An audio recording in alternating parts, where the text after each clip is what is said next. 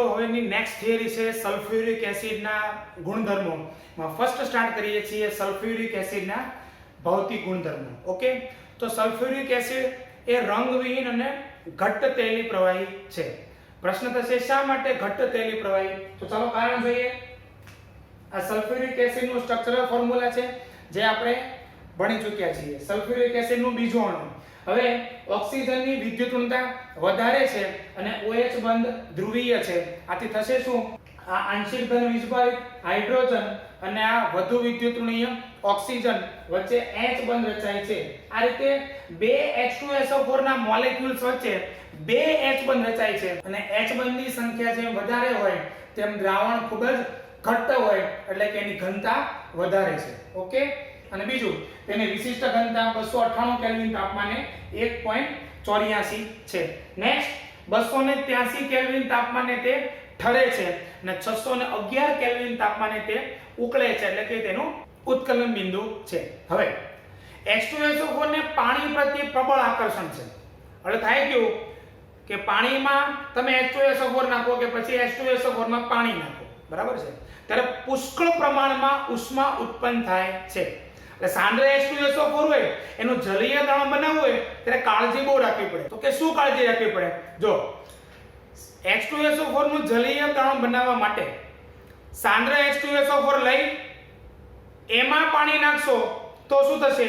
પુષ્કળ પ્રમાણમાં ઉષ્મા ઉત્પન્ન થશે એટલે મેબી આ દ્રાવણ તમારા શરીર ઉપર પડવાની ચાન્સ છે. ઉડે એટલે દ્રાવણ તમારા શરીર ઉપર પડે કે નહીં તો એનાથી દાઝી જવાની સંભાવના ખૂબ વધારે છે. પણ તેની રિવર્સ પ્રક્રિયા કરો. પાણી વધારે પ્રમાણમાં લ્યો અને ધીરે ધીરે સાંદ્ર H2SO4 ઉમેરતા જાઓ તો ઉષ્મા તો ઉત્પન્ન થશે પણ સાંદ્ર H2SO4 નું પ્રમાણ તમે ધીમે ધીમે ઓછું ઉમેરતા જાઓ છો એટલે ઉષ્મા ઉત્પન્ન થાય, સમગ્ર દ્રાવણમાં વહેંચાય છે એટલે દ્રાવણ ઉડે નહીં તમારા શરીર ઉપર એટલે તમે દાઝી જવાની સંભાવના એકદમ ઘટી જાય. ઓકે, જલીય દ્રાવણ બનાવવું હોય તો સાંદ્ર H2SO4 ભરેલું પાત્ર હોય એમાં ડાયરેક્ટ પાણી નથી નાખવાનું, ઉડશે. સાંદ્ર H2SO4 નું દ્રાવણ ઉડે આપણા શરીર ઉપર ને દાઝી જવાના પૂરા ચાન્સ છે.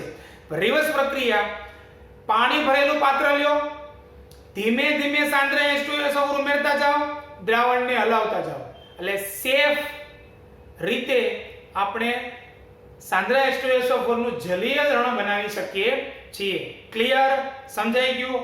હવે આપણે જોઈએ છીએ સલ્ફ્યુરિક એસિડના રાસાયણિક ગુણધર્મો. એમાં સલ્ફ્યુરિક એસિડની જેટલી પણ રાસાયણિક લાક્ષણિકતાઓ છે, રાસાયણિક પ્રક્રિયાઓ છે તે માટે 4 લાક્ષણિકતાઓ જવાબદાર છે. નંબર 1 છે નીચી બાષ્પશીલતા, નંબર 2 છે પ્રબળ એસિડિક લક્ષણ, નંબર 3 છે પાણી પ્રત્યે પ્રબળ આકર્ષણ જેનો એક લક્ષણ આપણે હમણાં ભણી ગયા, અને ત્યારબાદ છે ઓક્સિડેશન કરતા તરીકે વર્તવાની ક્ષમતા. ઓકે, આ ચારે 4 લાક્ષણિકતાઓ સલ્ફ્યુરિક એસિડ ધરાવતું હોવાથી જુદી જુદી રાસાયણિક પ્રક્રિયાઓ દર્શાવે છે. રેડી? આગળ જઈએ છીએ. હવે પ્રબળ એસિડિક લક્ષણ પહેલા આપણે સમજીએ. તો જલીય દ્રાવણમાં સાંદ્ર H2SO4 ઓગાળવામાં આવે તો તેનું 2 સ્ટેપમાં આયનીકરણ થાય છે. બહુ ઈઝી સ્ટેપ છે. H2SO4 H2O. તો એક સાથે બંને H+ મુક્ત નહીં થઈ જાય. પહેલા આમાંથી એક H+ પાણી સાથે પ્રક્રિયા કરે, H3O+ અને HSO4- એટલે કે બાયસલ્ફેટ અથવા તો હાઇડ્રોજન સલ્ફેટ આયન બનાવે. આ પ્રક્રિયામાં Ka1 એટલે કે પ્રથમ તબક્કાનો વિયોજન અચળાંક Ka1 is greater than 10 એટલે બહુ વધારે કહેવાય. એટલે થશે શું? H2SO4 ને પાણીમાં નાખતા H3O+ અને HSO4- માં વધારે પ્રમાણમાં વિયોજન પામશે. ફરીથી Ka1 નું મૂલ્ય જેમ વધારે તેમ H2SO4 પાણીમાં ઓગાળતા H3O+ અને HSO4- આયનમાં વધારે પ્રમાણમાં વિયોજન પામે છે. ક્લિયર? સમજાઈ ગયું? અને ત્યારબાદ આ જે HSO4- બન્યો એનું બીજા સ્ટેપમાં ફરીથી પાણી સાથે પ્રક્રિયા થાય, આમાંથી H+ પાણી સાથે જોઈન થાય, H3O+ SO4- બોલે તો સલ્ફેટ આયન આપણને મળે છે. અને આ પ્રક્રિયાનો Ka2 કેટલો છે 1.2 ગુણ્યા 10⁻2 ક્લિયર આટલું હવે Ka નું મૂલ્ય જેમ વધારે તેમ એસિડિક લાક્ષણિકતા વધારે હોય એટલે H2SO4 અને HSO4 માઈનસ બંનેમાં વધારે એસિડિકતા કોની ઓબ્વિયસલી H2SO4 કારણ કે Ka1 નું મૂલ્ય વધારે છે ઓકે નેક્સ્ટ હવે H2SO4 બે પ્રકારના ક્ષાર બનાવે છે એટલે કે ક્ષારની બે શ્રેણીઓ બનાવે છે વેરી ઈઝી નંબર 1 બાયસલ્ફેટ અને number 2 sulphate hydrogen sulphate clear sulphate નું એક્ઝામ્પલ તમને યાદ છે CuSO4 ZnSO4 CaSO4 Na2SO4 etcetera અને બાયસલ્ફેટ અથવા તો acid hydrogen sulphate NaHSO4 KHSO4 વગેરે ઓકે તો આ રીતે એક પ્રબળ એસિડિક લાક્ષણિકતા આપણે પૂરી કરી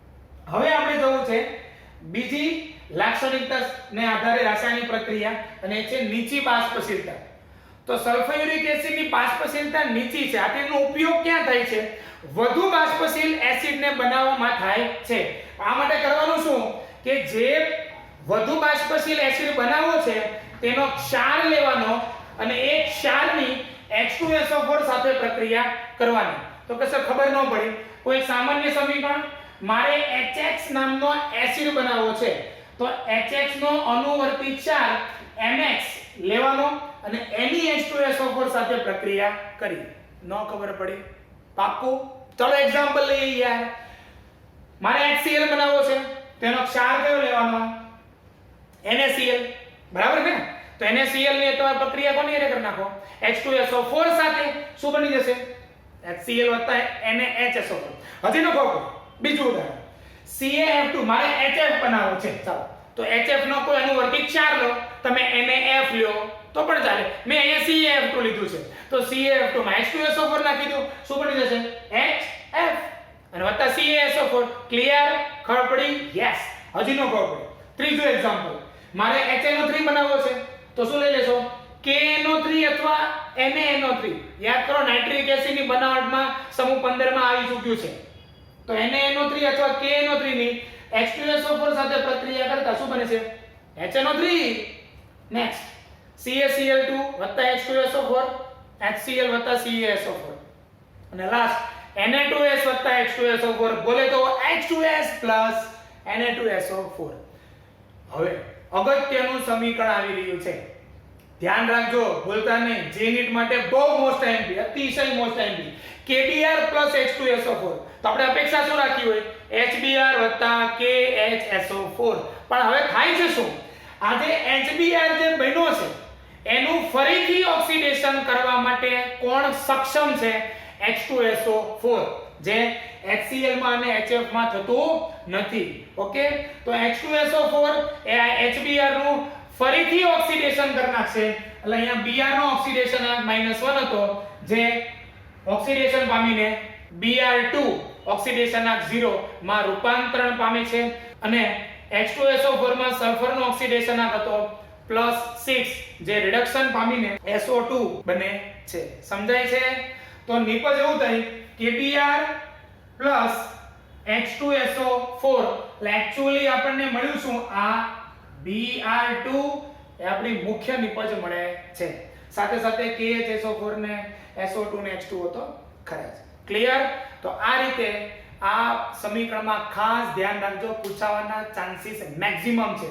આવો જ ગુણધર્મ Ki H2SO4 અપેક્ષા શું રાખી છે તમે HI પણ જે HI બને છે તેનું ફરીથી H2SO4 વડે ઓક્સિડેશન થઈને શું નિપજ મળે છે I2 અને H2SO4 નું રિડક્શન થઈને SO2 બને છે ઓકે તો આ રીતે આપણે નીચી બાષ્પશીલતા ને આધારે અન્ય બાષ્પશીલ એસિડ કઈ રીતે બનાવવા તે બાબત અહીંયા પૂરી કરી અને હવે ત્રીજી બાબતમાં જઈ રહ્યા છીએ પાણી પ્રત્યે પ્રબળ આકર્ષણ મિત્રો H2O સાથે H2SO4 ને ખૂબ સ્ટ્રોંગ એટ્રેક્શન છે પ્રબળ આકર્ષણ ભાયો મૂકે જ નહીં યાર જેવો દેખાય તરત ખેંચી જ લે ઓકે તો સાંદ્ર H2SO4 પ્રબળ નિર્જલીકરણકારક છે નિર્જલીકરણકારક એટલે પાણી દૂર કરે છે કોઈ સંયોજનમાંથી ઓકે તેની સાથે પ્રક્રિયા ન કરતા હોય તેવા વાયુઓને એટલે ભીના વાયુઓને શુષ્ક કરવા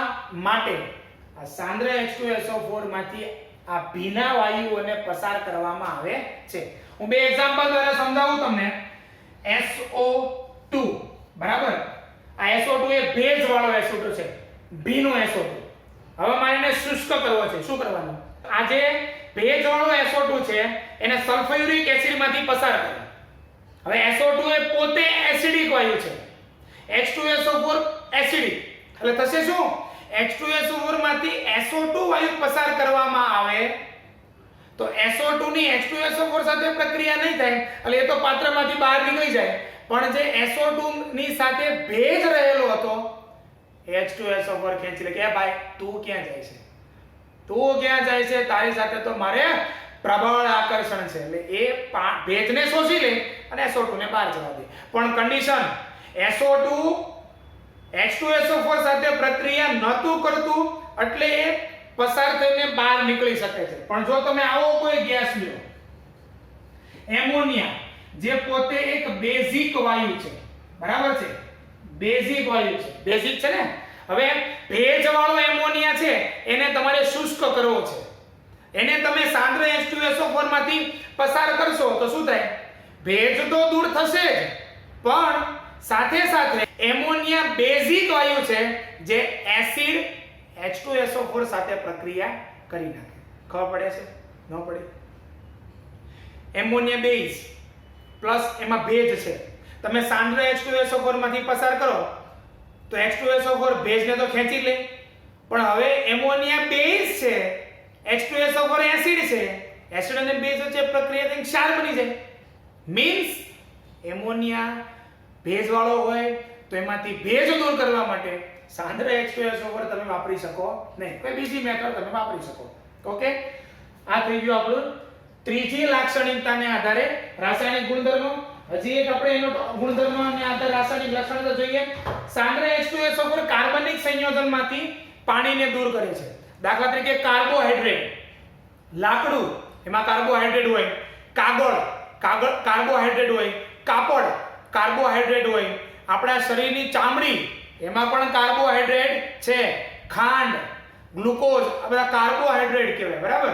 તો આ કાર્બોહાઈડ્રેટની સાંદ્ર H2SO4 સાથે પ્રક્રિયા કરો તો કાર્બોહાઈડ્રેટમાંથી પાણી શોષાઈ જાય સાંદ્ર H2SO4 વડે, એટલે ખાલી બાકી રહી જાય કાર્બન. ઓકે, એટલે કાર્બોહાઈડ્રેટ કાળા કાર્બનમાં ફેરવાઈ જાય છે, સમજી ગયા તમે? એટલે કાળા પડી જાય.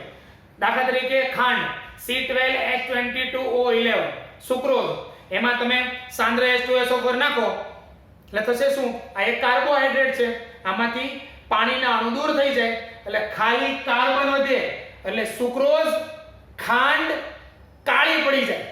ક્લિયર? ખાલી કાર્બન જ બાકી રહે. બીજો એક્ઝામ્પલ દઈએ, ફોર્મિક એસિડ, સાંદ્ર H2SO4 ઉમેરો, CO+H2O. ત્રીજો એક્ઝામ્પલ દઈએ, ઓક્ઝેલિક એસિડ. ઓક્ઝેલિક એસિડમાં સાંદ્ર H2SO4 નાખો, આ રીતે અહીંયાથી H2O દૂર થાય, અહીંયાથી CO2 અને અહીંયાથી CO, તો ત્રણ પ્રોડક્ટ મળશે, CO + CO2 + H2O. ક્લિયર?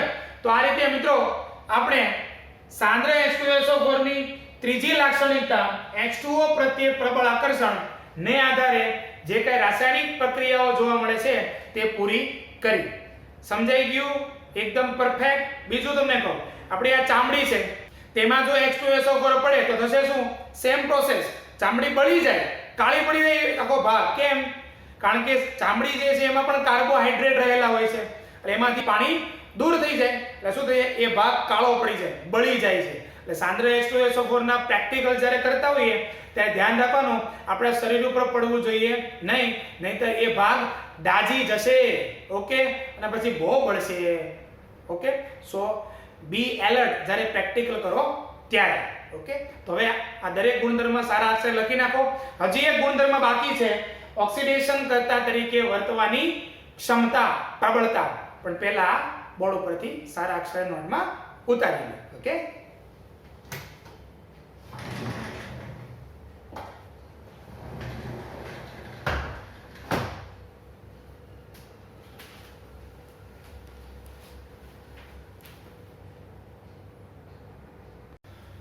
ચાલો મિત્રો, હવે લાસ્ટ ગુણધર્મ જઈએ, સલ્ફ્યુરિક એસિડની ઓક્સિડેશન કરતા તરીકે વર્તવાની પ્રબળતા.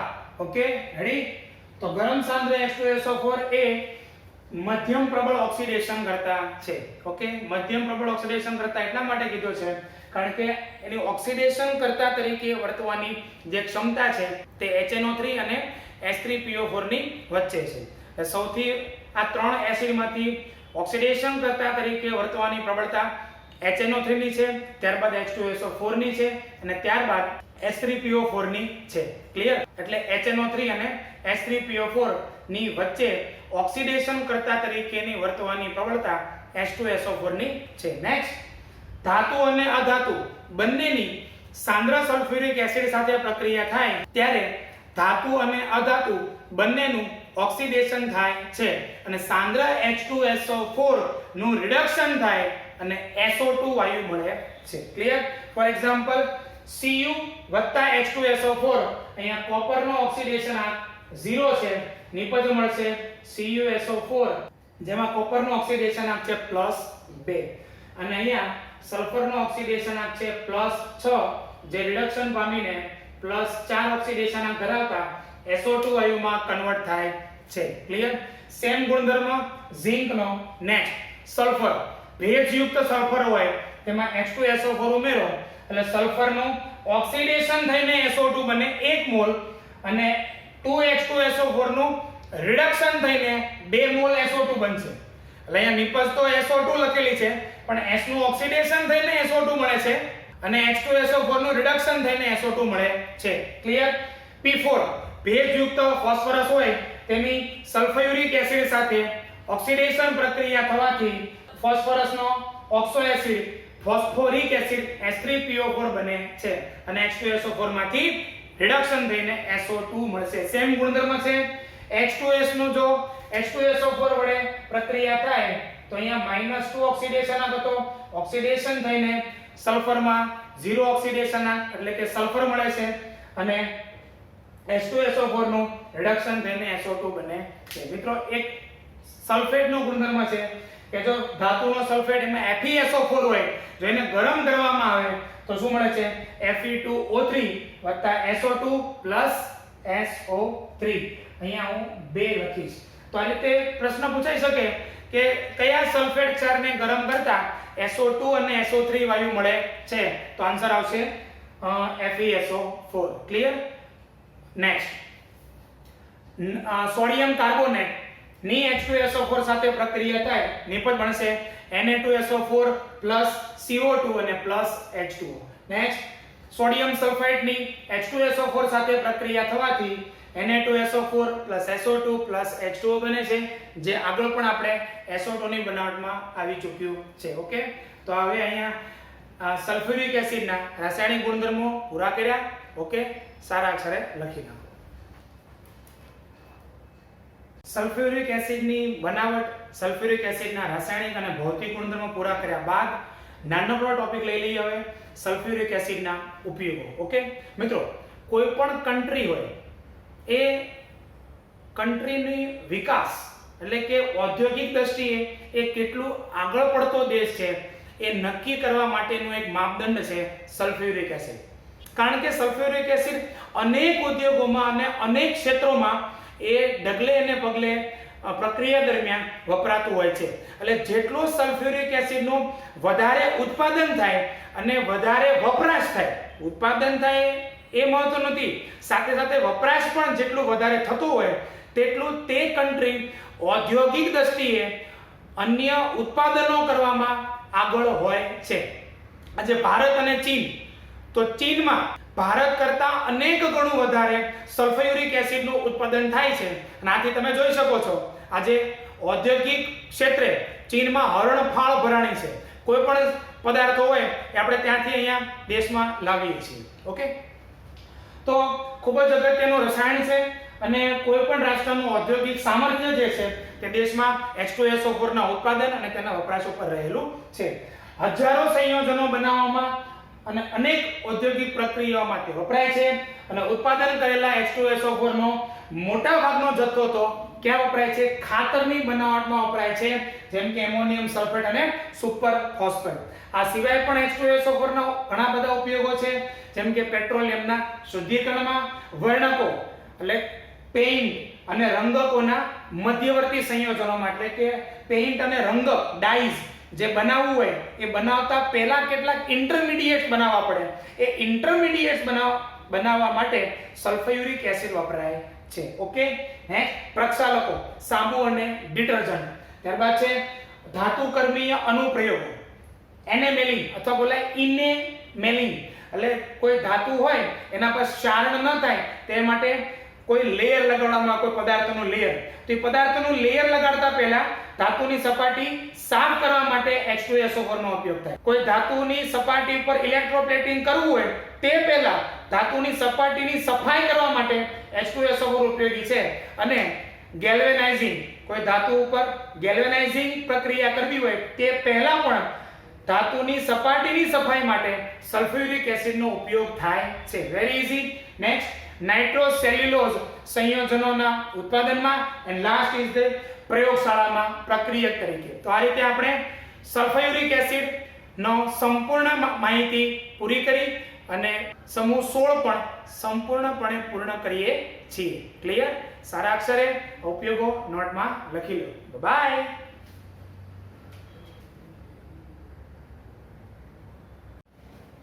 વેલકમ ગાઈસ, કેમ છે? તબિયત બધાની સારી? ઓકે, સમૂહ 16 ને આપણે પૂર્ણ કર્યો અને now we are enter a new group, અને એ છે સમૂહ 18. સર, સમૂહ 16 પૂરો કર્યા પછી સમૂહ 17 કેમ નહીં? એટલા માટે કે સમૂહ 16 ખૂબ મોટો છે, અઠવાડિયું આપણે એમાં ભણ્યા, પછી એક નાનકડો અમથો સમૂહ લઈ લઈએ એટલે થોડું રિફ્રેશમેન્ટ અનુભવાય. બરાબર? અને આ નાનકડો સમૂહ પૂરો થશે પછી પાછા આપણે ચાલુ કરવાના છીએ સમૂહ નંબર 17. તો લેટ્સ સ્ટાર્ટ ગ્રુપ 18. મિત્રો, સમૂહ 18 માં કે 7 તત્વો છે: helium, neon, argon, krypton, xenon, radon અને નવું શોધાયેલું તત્વ છે ઓગ્નેસોન. પરમાણુ ક્રમાંક જેનો છે 118. હવે આ બધા તત્વો એ અપ્રતિક્રિયાત્મક છે, મીન્સ કે નિષ્ક્રિય છે, અને બધા વાયુ સ્વરૂપે રહેલા હોય છે.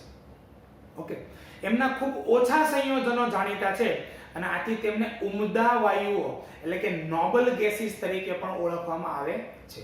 ઓકે મિત્રો, now we are going occurrence of the noble gases. હવે મિત્રો આપણે આ નિષ્ક્રિય વાયુઓના પ્રાપ્તિસ્થાન વિશે ચર્ચા કરવી છે.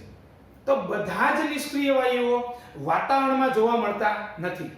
બે નિષ્ક્રિય વાયુઓ, the name is રેડોન અને ઓગ્નેસોન, આ બે નિષ્ક્રિય વાયુઓ એવા છે કે જે કુદરતમાં જોવા મળતા નથી. કેમ? એટલા માટે કારણ કે રેડોન અને ઓગ્નેસોન આ રેડિયો એક્ટિવ એલિમેન્ટ્સ છે. એમાંથી આલ્ફા, બીટા, ગેમા કિરણોનું જો ક્ષયન થાય, એ મુક્ત થાય તો એ માનવજાત માટે ખૂબ જ હાનિકારક છે. એટલા માટે પરમ કૃપાળુ પરમાત્માએ આ બધા નિષ્ક્રિય વાયુઓમાંથી રેડોન અને ઓગ્નેસોન એને વાતાવરણમાં રાખ્યા નથી, આપણી સકુશળતા માટે. Okay, next. આ નિષ્ક્રિય વાયુ તત્વો એ વાતાવરણમાં શુષ્ક હવામાં કદથી 1% જેટલી એમની પ્રચુરતા હોય છે, જેનો મુખ્ય ઘટક છે આર્ગોન. Okay, next. હિલિયમ અને કેટલીક વખત નિયોન નિષ્ક્રિય વાયુ એ રેડિયો એક્ટિવ તત્વો મેળવવા માટે વપરાતી ખનિજોમાંથી મળી આવે છે, જેમ કે પીચ બ્લેન્ડ યુરેનિયમની ખનિજ છે, ત્યારબાદ મોનાઝાઇટ અને ક્લિવાઇટ. પીચ બ્લેન્ડ, મોનાઝાઇટ અને ક્લિવાઇટ આ બધી રેડિયો એક્ટિવ તત્વો મેળવવા માટેની ખનિજો છે, અને એમાંથી હિલિયમ અને કેટલીક વખત નિયોન ખૂબ ઓછા પ્રમાણમાં મળી આવે છે. જોવા જઈએ તો હિલિયમનો મુખ્ય પ્રાપ્તિ સ્થાન ઉદ્યોગોમાં કુદરતી વાયુ છે, એટલે કે કુદરતી વાયુમાંથી હિલિયમને મેળવવામાં આવે છે. મિત્રો, આ સમૂહના બે તત્વો રેડોન અને ઝેનોન એ ખૂબ જ વિરલ તત્વો છે, એટલે રેર પ્રમાણમાં મળી આવતા તત્વો છે. આરે રેડિયમ 226 પરમાણુ ક્રમાંક 88, જો એમાંથી આલ્ફા વિકિરણ એટલે કે 2 હિલિયમ 4 નું ક્ષયન થાય, દૂર થાય, તો આપણને નિપજ તરીકે મળે છે રેડોન 86 નંબરનું તત્વ. ત્યારબાદ કેલિફોર્નિયમ 98 CF249, બરાબર, અને 20 કેલ્શિયમ 48 આયનો એકબીજા સાથે સંઘાત પામે તો 118 ઓગ્નેસોન 294 નિષ્ક્રિય તત્વ મળે છે. અને આ દરમિયાન 3 ન્યુટ્રોનના કણો મુક્ત થાય છે. ક્લિયર? હવે આ જે ઓગ્નેસોન છે એનું ઉત્પાદન પણ ખૂબ ઓછા પ્રમાણમાં થઈ ચૂક્યું છે. એનું પણ રીઝન છે કારણ કે એમનો અર્ધ આયુષ્ય સમય 0.7 મિલિસેકન્ડ છે અને એટલો ઓછો અર્ધ આયુષ્ય સમય હોવાથી ઓબ્વિયસલી એમનું ઉત્પાદન ખૂબ ઓછા પ્રમાણમાં થઈ ચૂક્યું છે. ક્લિયર? તો આ રીતે આપણે એમના પ્રાપ્તિ સ્થાન વિશે નાનકડી એમથી ચર્ચા પૂરી કરી. હવે આપણે જવું છે એની ઇલેક્ટ્રોન રચના વિશે. રેડી? ચાલો. તો મિત્રો આ સમૂહ 18 ના તત્વો છે: helium, neon, argon, krypton, xenon, radon અને AgOg યાર. ઓકે, હવે એની ચાવી છે. તમારી પાસે ઘણી બધી ચાવીઓ હશે પણ એક નાનકડી એમથી ચાવી છે, બરાબર. हीना, नीना और करीना सबकी जेरोक्स रानी OG. ચાલો ફરીથી. हीना, नीना, તમારે કોઈ નામ બદલવા હોય, તમને સારા લાગતા હોય તો મને વાંધો નથી. હા, આ તમને કહી દઉં. हीना, नीना और करीना सबकी जेरोक्स रानी OG. ચાલો, हीना એટલે હિલિયમ, નીના એટલે નિયોન, ઓર એટલે આર્ગોન AR રહેમાન ન કર નાખતા, કરીના એટલે કટપ્પા ને KR, ત્યારબાદ સબકી ઝેરોક્સ એટલે XE ઝેનોન, ત્યારબાદ છે રાની એટલે રેડોન અને ત્યારબાદ છે OG એટલે ઓગ્નેસોન. હવે પરમાણુ ક્રમાંકમાં જઈએ મિત્રો તો હિલિયમનો પરમાણુ ક્રમાંક છે 2. જો 2 માં 8 તમને યાદ છે પેલો મેજિકલ નંબર 8 8 18 18 32 32. ક્લિયર? તો અહીંયા હિલિયમનો પરમાણુ ક્રમાંક છે 2, એમાંથી નિયોનમાં જઈએ ત્યારે આપણે 8 એડ કરવાના છે. પરમાણુ ક્રમાંક 10, પછી ફરીથી 8 કરો એટલે 18, પછી ફરીથી 18 એડ કરો એટલે 36, પછી ફરીથી 18 એડ કરશો એટલે 54, પછી 32 એડ કરશો એટલે 86 અને ફરીથી તમે 32 એડ કરશો એટલે 118 નંબરનું તત્વ અને તત્વનું નામ છે ઓગ્નેસોન મળી જશે. Clear? Now we are study about the electronic configuration. ચાલો, તો હિલિયમની ઇલેક્ટ્રોન રચના શું છે? 1s2, બરાબર. ત્યારબાદ નિયોનની ઇલેક્ટ્રોન રચના લેવા જઈએ તો શું થશે? Helium 2s2 2p6. ક્લિયર? આ સમૂહની કોમન ઇલેક્ટ્રોન રચના શું છે? ns2 np6. તો અહીંયા આવશે હિલિયમ 2s2 2p6. નેક્સ્ટ, ત્યાર પછી આવશે નિયોન 3s2 3p6. સમજાય છે? યસ. ત્યાર પછી આવશે AR રહેમાન આર્ગોન. તમને યાદ હશે આર્ગોન પછી શું લખવાનું આપણે? 3d10 4s2 અને 4p6. ત્યાર પછી આવશે કરીના ક્રિપ્ટોન 4d10 5s2 અને 5p6. ક્લિયર? પછી આવશે ઝેનોન 4f14 5d10 6s2 અને 6p6 અને ત્યારબાદ અંતિમ રેડોન 5f14 6d10 7s2 અને 7p6. બધાની બાહ્યતમ કક્ષાની ઇલેક્ટ્રોન રચના જોશો તો શું દેખાશે? કોમન ઇલેક્ટ્રોન રચના ns2 np6. કોને બાદ કરતા? હિલિયમને બાદ કરતા. ક્લિયર? તો આ સમૂહના બધા તત્વો એની બાહ્યતમ કક્ષાની ઇલેક્ટ્રોન રચના ns2 np6 હોવાથી હિલિયમ સિવાયના તત્વોમાં એમાં સમૃદ્ધ ઇલેક્ટ્રોન રચના છે, એટલે સંપૂર્ણ ભરાયેલી સંયોજકતા કક્ષકો છે અને આથી એમની રાસાયણિક પ્રતિક્રિયાત્મકતા ખૂબ જ ઓછી છે. ઓકે, હવે મિત્રો આપણે જવું છે એના કેટલાક આવર્તી વલણો વિશે. તો એમાં પહેલો આવર્તી વલણ છે મિત્રો આયનીકરણ એન્થાલ્પી.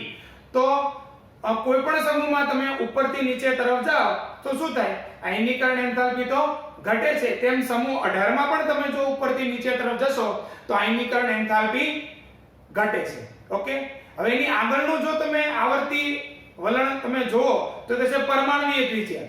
તો હવે સમૂહ 18 બરાબર, એમાં સમૂહમાં ઉપરથી તમે નીચે તરફ જશો તો શું થશે?